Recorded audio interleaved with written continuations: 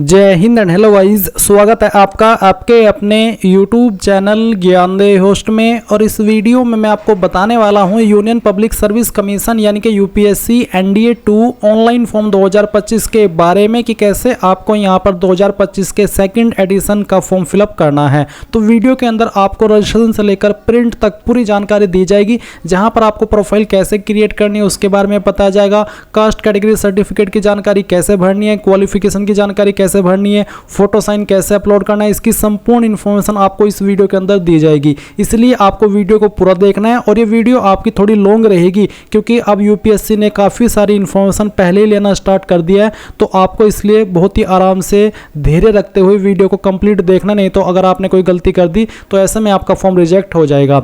अब चलिए शुरू करते हैं। अगर आपने अभी तक वीडियो को लाइक शेयर न किया हो तो कर देना और चैनल को सब्सक्राइब कर लेना, क्योंकि जब तक इस फॉर्म का प्रोसेस कंप्लीट नहीं हो जाता तब तक आपको इसके बारे में सभी अपडेट दिए जाएंगे।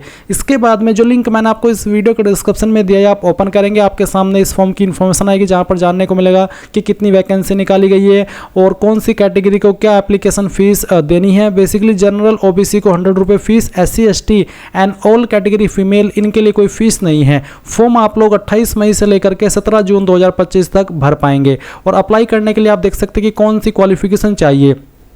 बेसिकली इसमें 12वीं पास या फिर जो 12वीं अपेयरिंग है वो कैंडिडेट अप्लाई कर सकते हैं। तो ये सभी इन्फॉर्मेशन चेक करने के बाद आप यहाँ पर सिलेक्शन प्रोसेस के बारे में जानकारी जान लेंगे एंड उसके बाद में आप इंपॉर्टेंट लिंक के सेक्शन में आएंगे और अप्लाइंग ऑनलाइन लिंक आपका जो है applying online link through OTR ये वाला आप ओपन करेंगे। इसको ओपन करने के बाद आपके सामने कुछ ऐसा इंटरफेस आ जाएगा। अब यहाँ पर आने के बाद अगर आपने इस वेबसाइट का इस्तेमाल करके कोई भी फॉर्म भरा है रिसेंट में, तो आपका जो रजिस्ट्रेशन है वो इस पर होकर के रखा है, आप नया रजिस्ट्रेशन नहीं कर सकते और ना ही करेंगे।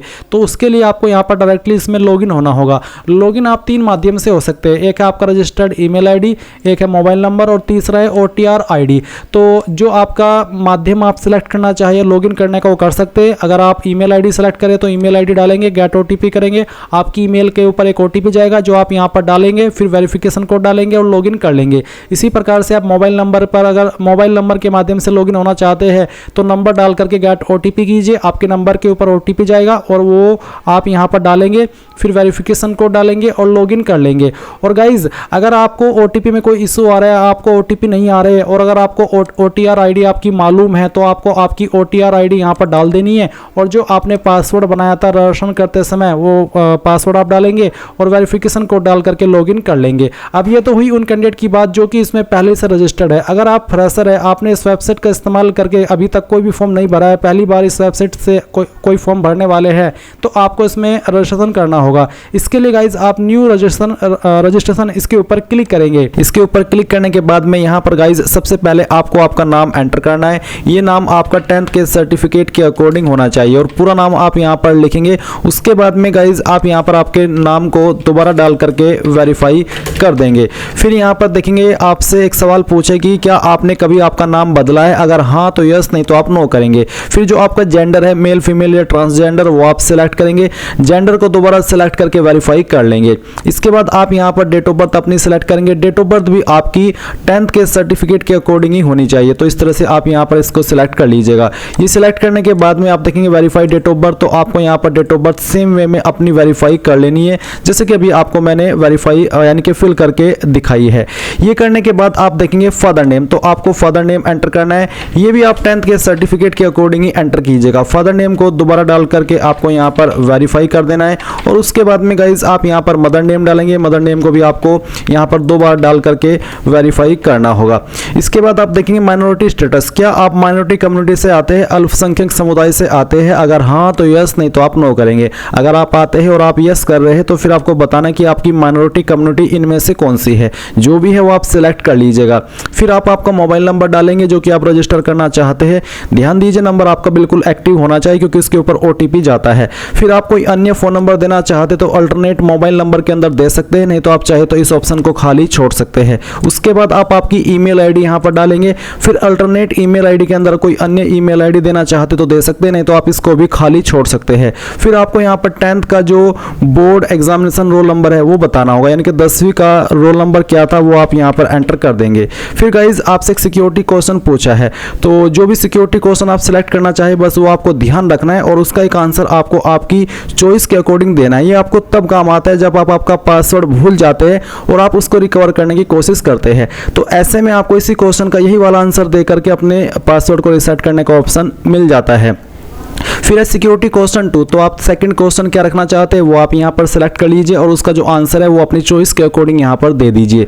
देन गाइज आप ये कैप्चा कोड फिल करेंगे, सभी जानकारी चेक करते हुए सबमिट के ऊपर क्लिक करेंगे। सबमिट पर क्लिक करने के बाद में आपने जो भी जानकारी भरी है उन सभी का प्रीव्यू आपके सामने है। अगर आपको लगता है कोई जानकारी गलत है तो आप अपडेट चेंज के ऊपर क्लिक करके चेंज कर लीजिए, नहीं तो आप यहाँ पर आई एग्री पर क्लिक करेंगे। आई एग्री के ऊपर क्लिक करने के बाद में आपके नंबर पर भी और आपकी ईमेल पर भी ओटीपी सेंड किया है। आपको यहाँ पर पहले मोबाइल वाला ओटीपी डाल करके वेरीफाई करना है और फिर इसके बाद में आपको यहाँ पर ईमेल वाला ओटीपी, बेसिकली आपको दोनों ओटीपी एक साथ में डालने हैं और फिर वेरीफाई ओटीपी पर क्लिक करना है। अब गाइज आपका रजिस्ट्रेशन कंप्लीट हो चुका है। आप यहाँ पर प्रिंट के आइकन के ऊपर क्लिक करके इसको प्रिंट कर लेंगे। अगर आपके पास प्रिंटर मौजूद नहीं है तो आप इसका स्क्रीनशॉट ले लीजिए क्योंकि ये जानकारी आपको बाद में काम आने वाली है। अब आपको क्या करना है, आपको यहाँ पर लॉगिन पर क्लिक करना है। लॉगिन पर क्लिक करने के बाद में आप यहाँ पर आपकी या तो ईमेल आईडी देंगे या फिर यहाँ पर जो आपका ओटीआर आईडी आपको मिला है रजिस्ट्रेशन करने के बाद में वो एंटर करेंगे। यानी कि ये आपको सेलेक्ट करना है कि आप ईमेल आईडी के माध्यम से, नंबर के माध्यम से, किस माध्यम से लॉगिन करना चाहते हैं। मैं आपको प्रेफर करूंगा कि आप यहाँ पर मोबाइल नंबर पर क्लिक करें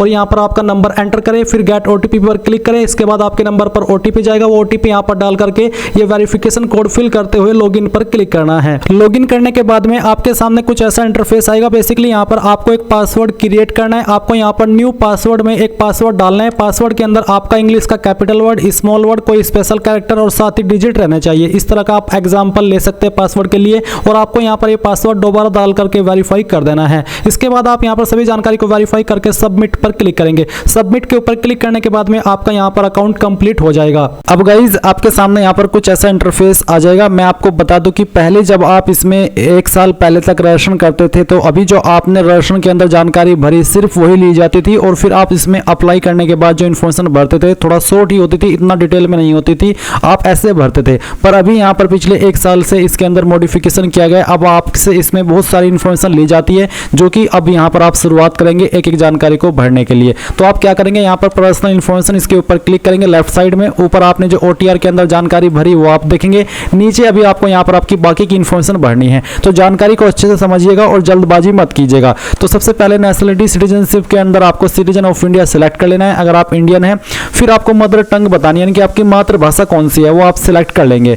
मैरिटल स्टेटस क्या है, अनमैरिड, मैरिड, जो भी है वो आप यहाँ पर सिलेक्ट कर लीजिए। फिर प्लेस ऑफ बर्थ आपको बताना है इंडिया या फिर आउटसाइड इंडिया। उसके बाद में आप यहाँ पर बताएंगे पोस्ट ऑफिस, आपका नजदीकी पोस्ट ऑफिस कौन सा है वो आप यहाँ पर लिख देंगे। सिटी, टाउन, विलेज का क्या नाम है वो आप यहाँ पर लिखेंगे। स्टेट यहाँ से आपको आपकी सिलेक्ट कर लेनी है। डिस्ट्रिक्ट आपकी कौन सी है वो डिस्ट्रिक्ट आप सिलेक्ट कर लेंगे और फिर जो आपका पिन कोड है वो भी आप यहाँ पर डाल देंगे। ये डालने के बाद में आपकी कास्ट कैटेगरी कौन सी है, SC, ST, OBC, general, OBC, जो ईडब्ल्यूएस, जो भी है वही आप सेलेक्ट कर लेंगे। मान लीजिए आपकी कैटेगरी ओबीसी है तो फिर आपसे पूछेगी कि आप क्रीमी लेयर से बिलोंग करते हैं। अगर हाँ तो यस करने पर फिर आपको इसके ऊपर टिक करना है कि candidates belonging to OBC but coming in the creamy layer and thus not being entitled to OBC reservation will be treated as general community. यानी कि अगर जो कैंडिडेट ओबीसी है और वो यहाँ पर क्रीमी लेयर में आते हैं तो फिर उनको यहाँ पर जनरल कम्युनिटी के अंदर कंसिडर किया जाएगा। पर अगर आप नहीं आते क्रीमी लेयर के अंदर तो आप नो करेंगे। नो करने के बाद में जो आपका कास्ट सर्टिफिकेट नंबर है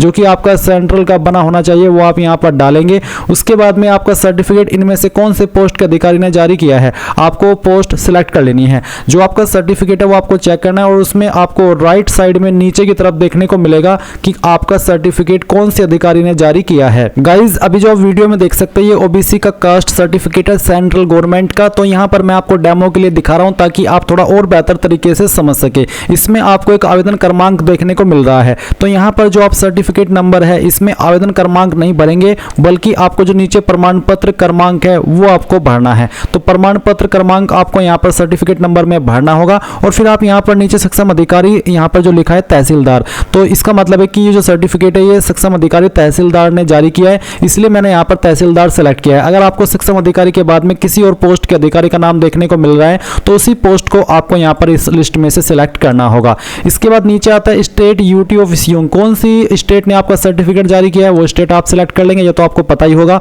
और किस डेट में इशू हुआ है, जैसे कि यहाँ पर जारी दिनांक इसमें 21/10/2023 है, तो आपको आपके सर्टिफिकेट के ऊपर यहीं पर देखने को मिल जाएगी। जो भी आपकी डेट है सर्टिफिकेट जारी होने की वो आप यहाँ पर सिलेक्ट कर लीजिएगा। इसके बाद गाइज आता है name of the caste tribe community as mentioned in the community certificate, यानी कि आपके कम्युनिटी सर्टिफिकेट के अंदर आपकी कास्ट या फिर ट्राइब या फिर कम्युनिटी कौन सी है वो आपको यहाँ पर लिखनी है और आपके सर्टिफिकेट के अंदर ये जानकारी आपको देखने को मिल जाएगी। फिर उसके बाद है central list with serial number of caste tribe community. अब सेंट्रल लिस्ट आपको कहाँ मिलेगी उसका एक लिंक आपको यहाँ पर दिया, मैं इस लिंक को ओपन करता हूँ और आपको दिखाता हूँ। गाइज यहाँ पर जो सेंट्रल लिस्ट ऑफ ओबीसी है उसके लिए जो लिंक दिया है, लिंक यहाँ से कॉपी नहीं हो रहा है और ना ही ओपन हो रहा है, इसलिए आप क्या करेंगे, आप गूगल के अंदर central list of OBC PDF search करेंगे।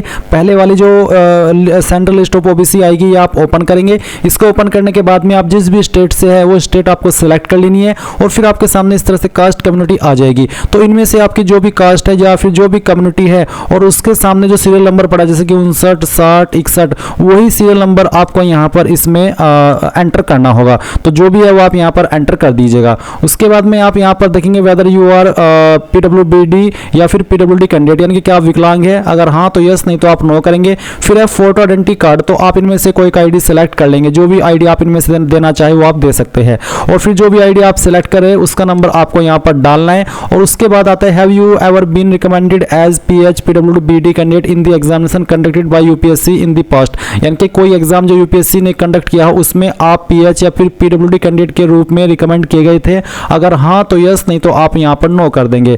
फिर do you want to make available your personal information for accessing job opportunity in terms of, यानी कि बेसिकली क्या जो आपकी इन्फॉर्मेशन है पर्सनल वाली जो आप यहाँ पर दे रहे हैं, क्या आप उसको यूपीएससी को देना चाहते हैं ताकि वो इन फ्यूचर जो नोटिफिकेशन के माध्यम से, मैसेज के माध्यम से आपको अपॉर्चुनिटीज प्रोवाइड कराते रहे। अगर हाँ तो यस और या फिर नो, इसमें चाहे आप यस करें चाहे नो करें आपके फॉर्म के ऊपर इससे कोई प्रभाव नहीं पड़ेगा। अभी यहाँ पर मैंने जानकारी बताई है आपको कास्ट कैटेगरी जो है आपकी ओबीसी सेलेक्ट करके। अगर मैं यहाँ पर ओबीसी से फॉर्म को ना भर के एसटी से भरूँ, यानी कि आपको बताऊँ कि एसटी के सामने क्या ऑप्शन आएंगे, तो ऑप्शन सेम ही आएंगे। आपको यहाँ पर सेम वे में आपका सर्टिफिकेट नंबर डालना है, यानी कि प्रमाण पत्र नंबर, फिर आपका सर्टिफिकेट इनमें से कौन सी अथॉरिटी ने जारी किया है वो आपको बताना है, जैसे कि मैंने अभी आपको ओबीसी का बताया है। फिर कौन से स्टेट के द्वारा जारी हुआ है वो बताएंगे, किस डेट में जारी हुआ है वो आप यहाँ पर इस तरह से सिलेक्ट कर लेंगे। फिर यहाँ पर आपको full address of issuing counter saying authority, यानी कि जिस अथॉरिटी ने आपका जो सर्टिफिकेट है वो इशू किया है या फिर काउंटर साइन किया है उसका पूरा एड्रेस आपको यहाँ पर बताना है। अब इसमें बहुत सारे कैंडिडेट कंफ्यूज होंगे कि किस अथॉरिटी की बात कर रहे हैं। तो गाइज बेसिकली यहाँ पर आपको जिस पोस्ट के अधिकारी ने आपका सर्टिफिकेट जारी किया है उसका एड्रेस बताना है। जैसे कि मान लीजिए आपका जो सर्टिफिकेट है वो जारी हुआ है तहसीलदार के द्वारा, जो तहसीलदार का एड्रेस है वो अब आपको यहाँ पर उसमें देना होगा, या फिर जो आपके सर्टिफिकेट के ऊपर अथॉरिटी ने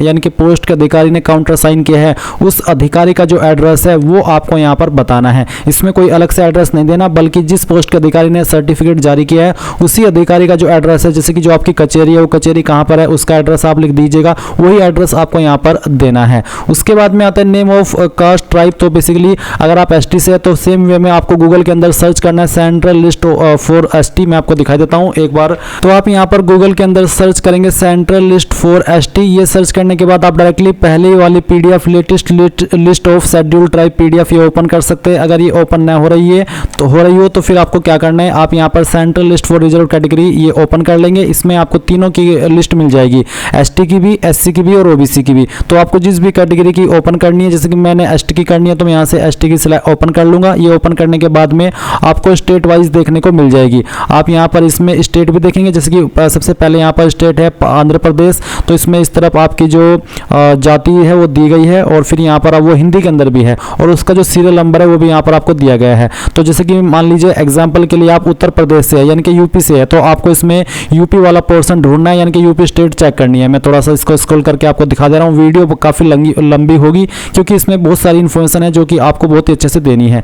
तो यहाँ पर आता है उत्तर प्रदेश, तो उत्तर प्रदेश आया। अब इसमें यहाँ पर आपकी जो भी कास्ट है, जैसे कि मान लीजिए आपकी कास्ट है ये क्या है, ये भूया, इसका जो सीरियल नंबर है वो 15 है। तो आप यहाँ पर फॉर्म में आएंगे और फॉर्म में आ जाने के बाद में आपको इसमें, मैं एक बार फॉर्म के ऊपर चलता हूँ, तो यहाँ पर तो आपको आपकी जो कास्ट है वो नाम दे देना है और फिर उसके बाद में जो सेंट्रल लिस्ट है, सेंट्रल लिस्ट मैंने आपको दिखा दी है और उसमें जो आपकी कास्ट का सीरियल नंबर है वो आपको यहाँ पर लिख देना है इस तरह से। बाकी ये जानकारी ऐसे ही रहेगी जैसे कि मैंने अभी आपको बताई है ओबीसी की भर के, जिसमें कि आपसे पूछेगी कि आप विकलांग हैं, अगर हाँ तो यस, नहीं तो आप नो करेंगे। फोटो आइडेंटिटी कार्ड आपको यहाँ पर कोई एक सिलेक्ट कर लेना है, यानी कि जो भी आईडी आप देना चाहते हो सिलेक्ट करके उसका नंबर डाल दीजिएगा। फिर क्या आप कभी विकलांग के रूप में रिकमेंड किए गए हैं पिछले किसी भी यूपीएससी के एग्जाम में, अगर हाँ तो यस, नहीं तो आप नो करेंगे। क्या आप आपकी इन्फॉर्मेशन यूपीएससी को देना चाहते हैं ताकि आपको in future job related email और मैसेज सेंड करते रहे, आप इस ऑप्शन में चाहे यस करें चाहे नो करें, आपके फॉर्म के ऊपर कोई प्रभाव नहीं पड़ेगा। इसके बाद गाइज आप यहाँ पर इसके ऊपर टिक करेंगे और सेव के ऊपर क्लिक कर देंगे। गाइज पर्सनल इन्फॉर्मेशन सेव करने के बाद में आप यहाँ पर एड्रेस इन्फॉर्मेशन के सेक्शन के ऊपर क्लिक करेंगे और फिर आएगा कोरेस्पोंडेंस एड्रेस यानी कि प्रेजेंट एड्रेस। तो पहले आप आपका प्रेजेंट एड्रेस भरेंगे जिसमें क्या house number, apartment, building, street, village, यानी कि जो भी चीज आपके एड्रेस के ऊपर एप्लीकेबल है वो आपको यहाँ पर डालनी है और आपको कोई स्पेशल कैरेक्टर या फिर न्यूमेरिक वैल्यू यूज नहीं करनी है। उसके बाद में आप यहाँ पर नीचे देखेंगे आपका स्टेट का ऑप्शन, तो आप यहाँ से आपकी स्टेट सेलेक्ट कर लेंगे, डिस्ट्रिक्ट आपकी जो भी है वो सिलेक्ट कर लेंगे, आपका जो पिन कोड है वो आपको यहाँ पर डाल देना है। अगर आपका कोई लैंडलाइन नंबर है वो डाल देंगे, कोई फैक्स नंबर है वो भी आप यहाँ पर डाल देंगे। ऊपर की इन 3 लाइन के अंदर आपको जो आपका एड्रेस है स्टेट डिस्ट्रिक्ट छोड़ करके बाकी का एड्रेस आपको भरना है और सेव के ऊपर क्लिक करना है। और मैं आपको बता दूं कि अगर आपका परमानेंट एड्रेस और जो आपका कोरेस्पोंडेंस एड्रेस है यानी कि प्रेजेंट एड्रेस है अगर वो सेम है, अलग अलग नहीं है, तो फिर आप इस बॉक्स के ऊपर टिक कर देंगे, देन आपको दोबारा से परमानेंट एड्रेस भरने की आवश्यकता नहीं पड़ेगी। आप एक सिंगल सेव के अंदर प्रेजेंट एड्रेस भी भर देंगे यानी कि कोरेस्पोंडेंस एड्रेस भी भर देंगे और आपका परमानेंट एड्रेस भी भर देंगे। एड्रेस की जानकारी सेव करने के बाद में आप फोटो एंड साइन अपलोड के सेक्शन के ऊपर क्लिक करेंगे। यहाँ पर आपको फोटो अपलोड करना है और फिर यहाँ पर आपको बोला है कि how to resize photograph image, यानी कि आपको अगर ये नहीं पता कि आपको फोटो रिसाइज कैसे करना है, उसका एक एग्जांपल आपको दिया है। पर मैं आपको बता दूं कि आपको यहाँ पर इस वीडियो के डिस्क्रिप्शन में जो मैंने लिंक दिया है वो ओपन करने के बाद में अप्लाई ऑनलाइन लिंक से पहले एक वीडियो मिलेगी जिसको वॉच करके आप कैसे फोटो बनाना है मोबाइल से या फिर कंप्यूटर से, उसकी पूरी जानकारी मिल जाएगी, तो आप उसका इस्तेमाल कर सकते हैं। अभी यहाँ पर सिर्फ आपको ये बताया जा रहा है कि कैसे आपको फोटो अपलोड करना है। तो आप यहाँ पर फोटो कैसा बनाएंगे उसका एक एग्जाम्पल देख लीजिए। आपको फोटो इस तरह का रखना है जिसमें कि नेम के बाद में आपका नाम लिखना है, फिर फोटोग्राफ डेट के बाद में आपकी डेट लिखनी है कि किस डेट में आपने फोटो को लिया है और फोटो के ऊपर डेट ज़्यादा पुरानी नहीं होनी चाहिए। इसके अलावा आपके फोटो का फॉर्मेट जेपीजी रहना चाहिए और जो डायमेंशन है वो आपका 550 पिक्सल वाइड और 550 पिक्सल ही हाइट होनी चाहिए। इसके अलावा जो आपका साइज है फोटो का वो 20 से 300 KB के बीच में रहना चाहिए और जो एक्सेप्ट नहीं होंगे फोटोज वो आपको यहाँ पर बताए हैं। तो आप चूज फाइल के ऊपर क्लिक करेंगे और जहाँ पर भी फोटो फाइल है वो आपको सिलेक्ट करनी है। मैं यहाँ पर आपको दिखा रहा हूँ रियल फोटो अपलोड करके मैंने ये फाइल सेलेक्ट की, ओपन किया। ओपन करने के बाद में यहाँ पर आई हरबे डिक्लेयर दैट फोटोग्राफ माइन, आप इसके ऊपर टिक करेंगे और सेव के ऊपर क्लिक कर देंगे। सेव के ऊपर क्लिक करने के बाद देख लीजिए आपका फोटो इस तरह से आ जाएगा। ऐसा ही आपको बोला है फोटो अपलोड करने के लिए। इसके बाद आप सिग्नेचर के सेक्शन के ऊपर क्लिक करेंगे। सिग्नेचर के सेक्शन के ऊपर क्लिक करने के बाद बोला है कि 350 × 350 आपका जो सिग्नेचर का डायमेंशन है वो रहना चाहिए। एंड यहाँ पर आप क्या करेंगे, चूज फाइल के ऊपर क्लिक करेंगे और जहाँ पर भी आपका साइन है वो आपको सिलेक्ट कर लेना है। तो चलिए मैं यहाँ पर सिलेक्ट कर लेता हूँ साइन। मैंने ये साइन सेलेक्ट किया, ओपन किया, यहाँ पर टिक किया, उसके बाद में सेव के ऊपर क्लिक करता हूँ तो आप देखेंगे कि यहाँ पर जो साइन है वो आ चुका है। और आप यहाँ पर अब क्या करेंगे, आपको इसमें एजुकेशनल इन्फॉर्मेशन सेक्शन इसके ऊपर क्लिक करना है। अब आप देखेंगे पहले आपसे मैट्रिकुलेशन यानी कि 10वीं की इन्फॉर्मेशन ली जा रही है, तो आपको यहाँ पर क्लास डिवीजन ग्रेड के अंदर बताना है कि आपकी क्लास या फिर डिवीजन क्या थी। जिनके 60+ % होते हैं वो फर्स्ट क्लास फर्स्ट डिवीजन के अंदर आते हैं और जिनके 45 से लेकर के 59 के बीच में रहते हैं परसेंटेज, उनको यहाँ पर सेकंड क्लास के अंदर रखा जाता है और जिनके 33 से लेकर के 45 के बीच में होते हैं वो थर्ड क्लास के अंदर आते हैं या फिर पास क्लास के अंदर आते हैं। इसके बाद आता है परसेंटेज ऑफ मार्क्स, आपकी परसेंटेज कितनी है। अगर आपके नंबर CGPA के अंदर है तो आप यहाँ पर अपना CGPA स्कोर भरेंगे, पहले CGPA स्कोर बताएंगे और फिर कितने में से आपको CGPA आया है वो आप यहाँ पर CGPA आउट ऑफ में लिखेंगे। पर मेरे नंबर परसेंटेज में है, इसलिए मैं यहाँ पर परसेंटेज भर दे रहा हूँ। फिर मुझे CGPA स्कोर भरने की कोई आवश्यकता नहीं है। इसके बाद गाइज आप बताएंगे कि किस साल के अंदर आपने जो ये आपकी क्वालिफिकेशन है वो पास की है। इसके बाद फिर आएगा सब्जेक्ट्स। तो सब्जेक्ट्स आपके पास क्या क्या थे, आपको यहाँ पर कोई स्पेशल कैरेक्टर लगाने की आवश्यकता नहीं है। सिंपली एक एक करके जो भी आपके पास 10वीं के अंदर सब्जेक्ट थे वो एंटर कर देने हैं, चाहे वो 5 सब्जेक्ट थे चाहे फिर वो 6 सब्जेक्ट थे। तो एक एक करके सभी सब्जेक्ट के आप नाम लिख दीजिएगा। फिर आता है name of school, college, institute. तो आपने कहाँ से आपका 10वीं जो है वो किया है उसका नाम आपको यहाँ पर एंटर करना है। ये एंटर करने के बाद में आपको बताना कि आपने कौन से बोर्ड के द्वारा आपके 10वीं की पास किया, उस बोर्ड का नाम आप यहाँ पर लिख देंगे और सेव के ऊपर क्लिक करेंगे। गाइज सेव के ऊपर क्लिक करने के बाद 10वीं की जानकारी सेव होगी और अब आपको यहाँ पर इंटरमीडिएट यानी कि 12th की जानकारी देखने को मिलेगी। आप इस वाले सेक्शन पर क्लिक करेंगे और यहाँ पर बताएंगे कि आपने अभी कर रहे हैं या फिर आप कंप्लीट कर चुके हैं। अगर कंप्लीट कर चुके हैं तो कंप्लीट सेलेक्ट कर लेंगे। उसके बाद में यहाँ पर सेम वे में आप जानकारी भरेंगे जैसे कि अभी आपने आपकी 10वीं की जानकारी भरी है, जिसमें कि आपको क्लास डिवीजन बतानी है, आपके जो परसेंटेज है 12वीं के वो बताने हैं, नहीं तो आप CGPA स्कोर भी भर सकते हैं अगर CGPA के अंदर नंबर है। और उसके बाद में बताना कि किस साल के अंदर आपने आपकी जो 12वीं है वो पास की है। इसके बाद सब्जेक्ट आपके पास क्या क्या थे वो सब्जेक्ट के नाम आप यहाँ पर इसमें एंटर कर दीजिएगा। सभी सब्जेक्ट के नाम आपको लिखने होंगे एंड फिर सेम वे में आपको आपके स्कूल कॉलेज का नाम बताना है और आपका जो बोर्ड था जिस बोर्ड से आपने आपकी जो 12वीं है वो की है या फिर कर रहे हैं और उसके बाद आप सेव के ऊपर क्लिक करेंगे। अब गाइज आपकी 10वीं 12वीं की जानकारी भरी जा चुकी है। तो अगर आप NDA का फॉर्म भर रहे हैं तो इन दो इन्फॉर्मेशन के माध्यम से ही आप आपका जो फॉर्म है वो भर लेंगे। पर अगर आप यहाँ पर इसमें प्रोफाइल क्रिएट कर रहे हैं CDS के लिए तो या फिर किसी अन्य एग्जाम के लिए तो आपको यहाँ पर ग्रेजुएशन की जानकारी भी भरनी होगी। तो चलिए मैं आपको ग्रेजुएशन की जानकारी अगर आप भर रहे हैं तो कैसे भरेंगे वो भी बता देता हूँ। तो यहाँ पर मैंने ग्रेजुएशन स्टेटस में कंप्लीट सेलेक्ट कर लिया। अगर आप कंप्लीट कर चुके तभी सेलेक्ट कीजिएगा, कर रहे हैं तो अपेयरिंग सेलेक्ट कर सकते हैं। तो अगर मैं कंप्लीट सेलेक्ट करता हूँ तो यहाँ पर जानकारी भरने के ऑप्शन आ चुके हैं। आपको पहले आपका स्ट्रीम बताना है ग्रेजुएशन लेवल का, मेडिकल है, इंजीनियरिंग है, साइंस है, ह्यूमैनिटी है, कॉमर्स है, अकाउंट मैनेजमेंट, लॉ या अदर, या फिर बेसिकली इनमें है तो इनमें, अगर अदर है तो अदर सेलेक्ट कर लीजिएगा। तो चलिए मैं एक एग्जांपल के लिए इंजीनियरिंग सेलेक्ट कर लेता हूं। फिर आपको आपकी ग्रेजुएशन डिग्री यहां पर सेलेक्ट कर लेनी है। इंजीनियरिंग की कैटेगरी में इनमें से कौन सी है, अगर इनमें भी नहीं है तो आप अदर के ऊपर क्लिक करके खुद से भर सकते हैं। इसके बाद में गाइज यहाँ पर चलिए मैं पहले इनमें से जो क्वालिफिकेशन है वही सिलेक्ट कर लेता हूं। अब आता है क्लास डिवीजन ग्रेड। तो सेम वे में बताना है कि आपकी क्लास डिवीजन या फिर ग्रेड क्या है, परसेंटेज और मार्क्स क्या है वो भर दीजिए। अगर CGPA के अंदर है तो आप CGPA भी भर सकते हैं। फिर किस साल के अंदर आपने आपकी क्वालिफिकेशन पास की है वो साल आप यहाँ पर इसमें भर दीजिएगा। फिर सब्जेक्ट्स या फिर स्पेशलाइजेशन क्या था वो आप यहाँ पर लिखिएगा। आपके स्कूल कॉलेज इंस्टीट्यूट का नाम आपको यहाँ पर देना है। आपके जो यूनिवर्सिटी है उसका नाम आपको यहाँ पर सेलेक्ट कर लेना है। उसके बाद में ग्रेजुएशन सर्टिफिकेट नंबर या फिर इनरोलमेंट नंबर या फिर फाइनल ईयर का रोल नंबर, इनमें से कोई एक चीज आप यहां पर भर देंगे। किस डेट में आपका सर्टिफिकेट इशू हुआ है वो डेट आप यहां पर सिलेक्ट कर लेंगे। फिर कौन सी अथॉरिटी ने आपका सर्टिफिकेट जारी किया है उस अथॉरिटी का नाम आपको बताना है, यानी कि कौन से, जैसे कि आपके उसमें डीन होता है, प्रिंसिपल होता है, किसने आपका सर्टिफिकेट जारी किया, किसने उसके ऊपर साइन किए वो आपको बताना है। और फिर उसका जो पूरा एड्रेस है वो भी आपको बताना होगा, यानी कि जो आपके प्रिंसिपल है उनका पूरा एड्रेस क्या है उनका आपको यहाँ पर पूरा एड्रेस देना होगा। फिर एक सवाल आता है कि do you have any basic educational qualification और higher qualification obtained from a foreign institute. क्या आपने कोई नॉर्मल क्वालिफिकेशन या हायर क्वालिफिकेशन किसी विदेशी इंस्टीट्यूट से प्राप्त की है, अगर हाँ तो यस, नहीं तो आप नो करेंगे और सेव के ऊपर क्लिक करके इस जानकारी को सेव कर देंगे। सेम वे में गाइज अगर आपने PG डिग्री की है तो आप PG की जानकारी भी सेम वे में भर सकते हैं। अब इसके बाद में गाइज आप यहाँ पर डॉक्यूमेंट्स अपलोड इस सेक्शन के ऊपर क्लिक करेंगे। अब आपको यहाँ पर बोला है please upload necessary document certificate for applying any examination of eligibility, otherwise your completed application will be rejected. यानी कि जो डॉक्यूमेंट्स आपके ऊपर अनिवार्य हो रहे हैं, सर्टिफिकेट अनिवार्य हो रहे हैं वो आपको अपलोड करना है, नहीं तो आपका फॉर्म रिजेक्ट कर दिया जाएगा भले ही आपने सभी जानकारी क्यों ना भर ली हो। तो आपको यहाँ पर डॉक्यूमेंट अपलोड करने के लिए जो बोला है वो PDF फॉर्मेट में बोला है और साइज 1 MB से कम ही रहना चाहिए, ज़्यादा अगर होगा तो अपलोड नहीं हो पाएगा। अब क्या क्या डॉक्यूमेंट अपलोड करने हैं वो आप देख लीजिए। मैट्रिकुलेशन सर्टिफिकेट या फिर school leaving certificate as proof of date of birth, यानी कि डेट ऑफ बर्थ के प्रूफ में आप यहाँ पर स्कूल लिविंग सर्टिफिकेट जिसको आप TC बोलते हैं वो भी अपलोड कर सकते हैं, या फिर 10वीं का सर्टिफिकेट भी अपलोड कर सकते हैं। तो आप यहाँ पर इसको PDF के फॉर्मेट में अपलोड करेंगे। अगर वो इमेज में है तो आप गूगल के अंदर सर्च कीजिएगा इमेज टू PDF। ये सर्च करने के बाद में यहाँ पर आपके सामने पहली वेबसाइट आएगी। मैं आपको थोड़ा दोबारा से सर्च करके दिखाता हूँ।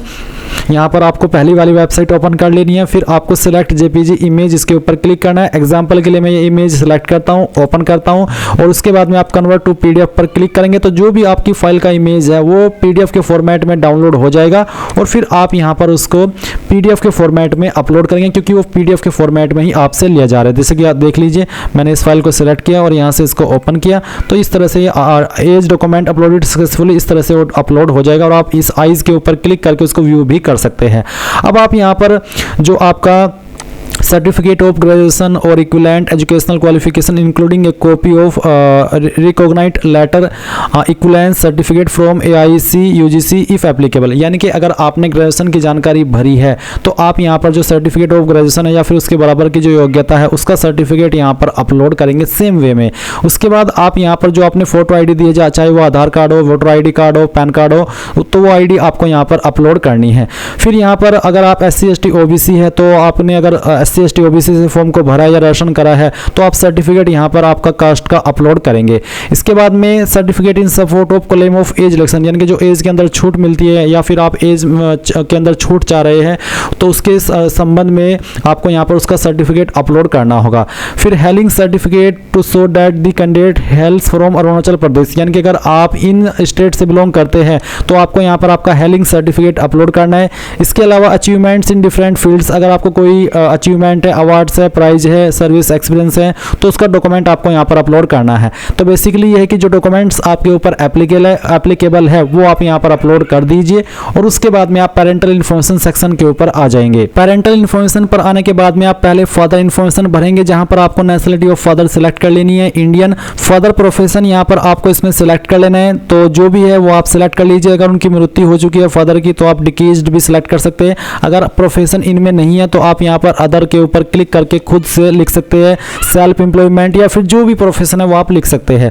इसके बाद में फादर का एड्रेस पूछा है, जहां पर बोला है कि father present postal address same as your address, यानी कि अगर आपके पिता का एड्रेस और जो आपका एड्रेस है वो सेम है तो आप यहाँ पर कॉरेस्पॉन्डेंस ये सिलेक्ट कर लेंगे और देखेंगे कि जो एड्रेस आपने अपना भरा था वही एड्रेस यहाँ पर आ चुका है। पर अगर वो अलग है तो आप रिसेट एड्रेस के ऊपर क्लिक करके खुद से अपने फादर का एड्रेस यहाँ पर भर सकते हैं। फिर यहाँ पर नीचे की तरफ आप आएंगे तो देखेंगे if your father is in service indicate the post held by him, if retired indicate last post held by him, यानी कि अगर आपके पिताजी सर्विस के अंदर है तो आपको यहाँ पर वो कौन सी पोस्ट के ऊपर अभी काम कर रहे हैं वो आपको बताना है और अगर वो रिटायर हो चुके हैं तो फिर अब वो कौन सी लास्ट पोस्ट पर थे उसका नाम आपको देना है। पर अगर वो नहीं है अभी जॉब के अंदर तो फिर आप यहाँ पर नॉट एप्लीकेबल इस तरह से लिख देंगे। और annual income of your father, अगर आपके फादर डिकीज यानी कि उनकी मृत्यु हो चुकी है तो आप यहाँ पर 0 लिखेंगे, नहीं तो आपकी फादर की एनुअल इनकम क्या है वो आपको यहाँ पर एंटर कर देनी है इस तरह से। फिर state to which your father originally belong, कौन सी स्टेट के आपके फादर स्थायी निवासी है वो स्टेट सेलेक्ट कर लेनी है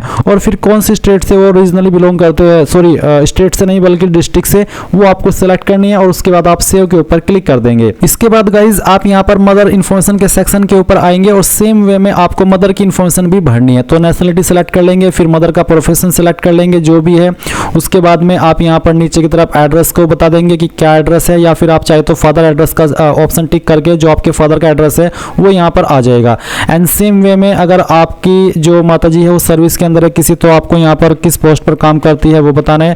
अगर वो रिटायर हो चुकी है तो आप यहाँ पर लास्ट किस पोस्ट पर वो काम करती थी उस पोस्ट का नाम आपको यहाँ पर बताना होगा। एनुअल इनकम क्या है वो आपको यहाँ पर एंटर कर देनी है। उसके बाद में आप यहाँ पर जो स्टेट है आपकी माताजी की जहाँ से वो ओरिजिनली बिलोंग करते हैं वो बतानी है और फिर आपकी माताजी की डिस्ट्रिक्ट, एंड देन सेव के ऊपर क्लिक करके जानकारी भी आपकी सेव हो जाएगी। अब आप यहाँ पर क्या करेंगे, आपको एम्प्लॉयमेंट इन्फॉर्मेशन सेक्शन के ऊपर क्लिक करना है। यहाँ पर पूछा है योर प्रेजेंट एम्प्लॉयमेंट, अगर आप यहाँ पर इनमें से किसी स्टेट डिपार्टमेंट के अंदर एम्प्लॉयड है जैसे कि central, state, PSU, private, other, तो आप बता दीजिए। अगर आप अभी नॉट एम्प्लॉयड है तो नॉट एम्प्लॉयड के ऊपर क्लिक करेंगे। फिर आपसे पूछे कि क्या कभी आपने जॉब की है, एम्प्लॉयड रहे हैं, अगर हाँ तो यस, यस करने के बाद मैं आपको बताना कि गवर्नमेंट पब्लिक एंटरप्राइज, अगर हाँ तो यस, नहीं तो अगर यस तो फिर बताएंगे इफ गवर्नमेंट सर्विस, तो आपको इंटीमेशन शुरुआती डेट बताने की कब आपने जॉब ज्वाइन की थी, अगर नो तो आप नो कर सकते हैं। पर अगर आप कभी एम्प्लॉयड हुए नहीं है अभी तक तो आप नो कर दीजिएगा सिंपली। फिर पूछे कि have you ever been self employed, क्या आपने कभी सेल्फ एम्प्लॉयड यानी कि खुद से कोई काम करा है, अगर हाँ तो यस, नहीं तो आप यहाँ पर नो भी कर सकते हैं। उसके बाद आप सेव कर देंगे, ये जानकारी आपकी यहाँ पर सेव हो जाएगी। फिर आएगा यूपीएससी एग्जामिनेशन इन्फॉर्मेशन, तो आप यहाँ पर इसके ऊपर क्लिक करेंगे। इसके ऊपर क्लिक करने के बाद पूछेगी क्या कभी आप यूपीएससी के एग्जाम से निकाले गए हो, ब्लैकलिस्ट किए गए हो, अगर हाँ तो यस, नहीं तो आप नो कर देंगे।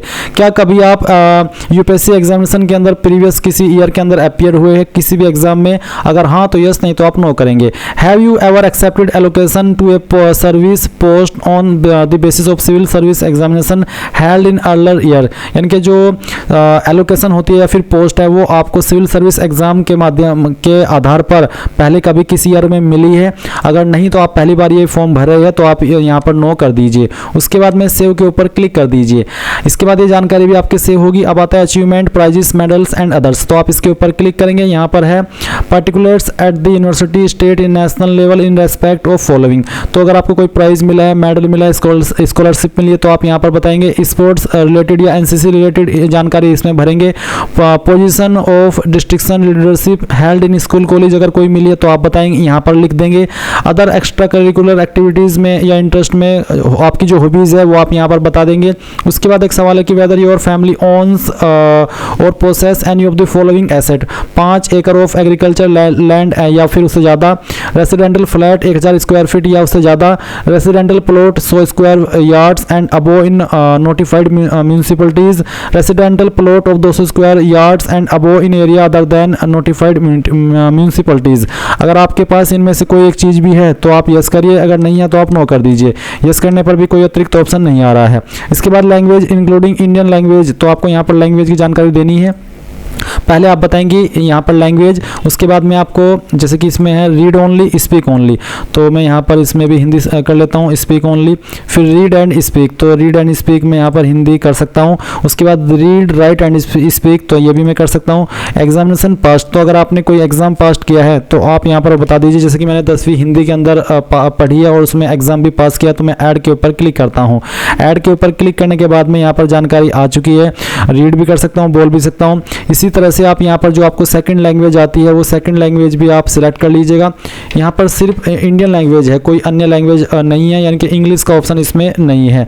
तो आप यहाँ पर कोई अन्य लैंग्वेज जो कि इंडियन ही हो वो आपको आती है तो सेम वे में आप बता देंगे और फिर सेव के ऊपर क्लिक कर देंगे। अब गाइज यहाँ पर आपकी प्रोफाइल की जानकारी कंप्लीट हो चुकी है। अभी आप इसमें अगर किसी भी पोस्ट पर अप्लाई करना चाहते या फिर किसी भी एग्जाम के लिए अप्लाई करना चाहते जो कि यूपीएससी के अंदर यूपीएससी के द्वारा अभी जारी किया गया है, तो आप उसके लिए यहाँ पर लेटेस्ट नोटिफिकेशन इसके ऊपर क्लिक करेंगे। इसके ऊपर क्लिक करने के बाद गाइज यहाँ पर आपको एनडीए एंड सीडीएस दोनों वैकेंसी देखने को मिलेगी। तो अभी आप यहाँ पर एनडीए फर्स्ट पर अप्लाई कर रहे हैं तो आपको यहाँ पर पार्ट 1 देखने को मिलेगा। अगर आप आपकी ओटीआर के अंदर अभी भी कोई जानकारी अपडेट या एडिट करना चाहते तो आप यहाँ पर कर सकते हैं, नहीं तो आप यहाँ पर क्लिक हियर फॉर पार्ट 1 इसके ऊपर क्लिक करेंगे। इसके ऊपर क्लिक करने के बाद इंस्ट्रक्शंस आएंगे, आप यहाँ पर इनके यस के ऊपर क्लिक करके कि हाँ मैंने पढ़ लिया है और यहाँ से ओके कर देंगे।